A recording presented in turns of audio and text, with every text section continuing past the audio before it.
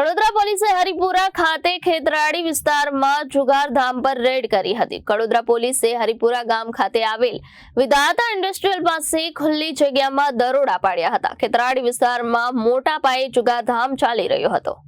કડોદરા પોલીસે હરિપુરા ખાતે ખેતરાળી વિસ્તારમાં ચાલતા જુગારધામ પર દરોડા પાડ્યા હતા। કડોદરા પોલીસે રેડ કરી હરિપુરા ગામે આવેલ વિધાતા ઇન્ડસ્ટ્રીયલ પાસે ખુલ્લી જગ્યામાં દરોડા પાડ્યા હતા।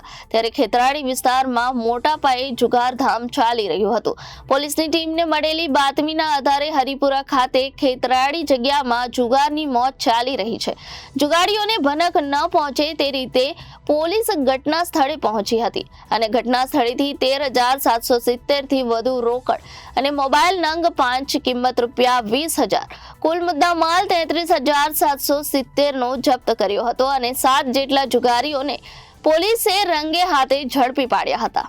રિપોર્ટર કૃષ્ણા સોની, જનાદેશ ન્યૂઝ, કડોદરા।